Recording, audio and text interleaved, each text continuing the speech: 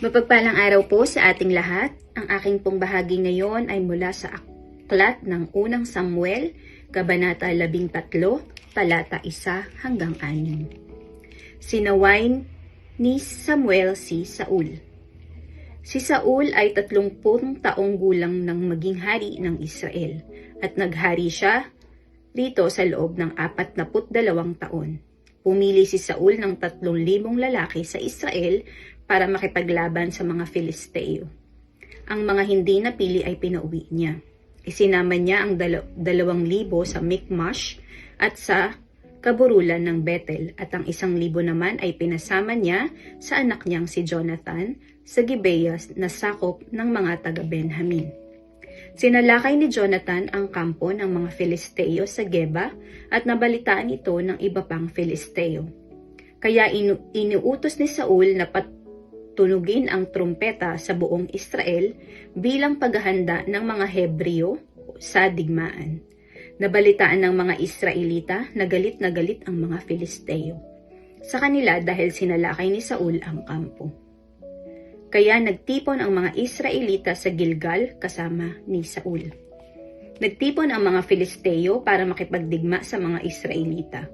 Mayroon silang 3,000 karwahe, 6,000 mga ngabayo, at mga sundalo na kasindami ng buhangin sa tabing dagat.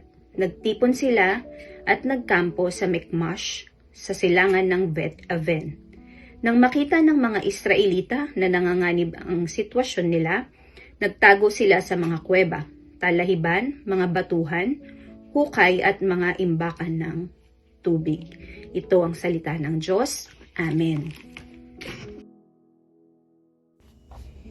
Isang magandang araw pong muli sa ating lahat. Samahan niyo po akong muli sa pagbabahagi ko ng salita ng Diyos. Sinasabi po dito sa aklat ni Samuel, Kabanata 13, versikulo 7 hanggang 12. Ang iba sa kanila ay tumawid sa ilog ng Jordan, papuntang Gad at Gilead.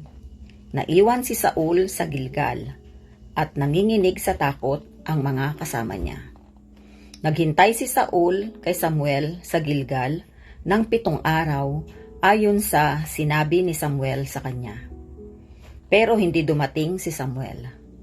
Nang makita ni Saul na unti-unting nag-aalisan ang mga kasama niya, sinabi niya, "Dalhin ninyo sa akin ang handog na sinusunog at ang handog para sa mabuting relasyon." At inialay ni Saul ang mga handog na sinusunog. Nang patapos na siya, dumating si Samuel. Sinalubong niya ito upang batiin. Pero nagtanong si Samuel, "Ano ang ginawa mo?"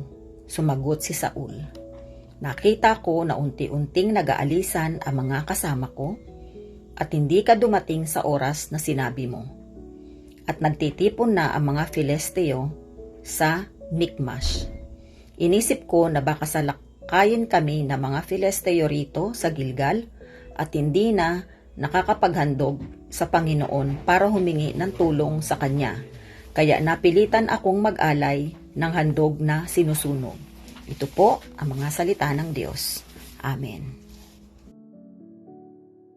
Ang aklat ng unang Samuel, Kabanata 13, versikulo 13 hanggang 18. At ang sabi, sinabi ni Samuel, "Kahangalan ang ginawa mo, hindi mo sinunod ang utos na ibinigay sa iyo ng Panginoon na inyong Diyos. Kung sumunod ka lang sana, ang sambahayan mo ang maghahari sa Israel habang panahon. Pero hindi na ito mangyayari dahil nakakita ng Panginoon ng taong susunod sa kagustuhan niya at ginawa na siyang pinuno para sa kanyang mga mamamayan dahil hindi ka sumunod sa utos ng Panginoon." Pagkatapos, umalis si Samuel sa Gilgal at pumunta sa Gibeah, na sakop ng Benjamin.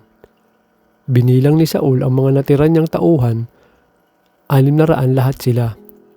Walang armas sa mga Israelita.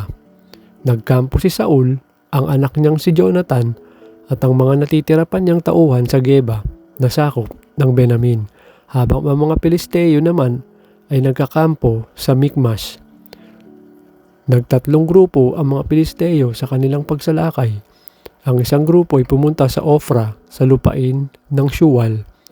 Ang isang grupo ay sa Bet Horon at ang isa'y pumunta sa hangganan kung saan matatanaw ang lambak ng Zeboim na papunta sa disyerto.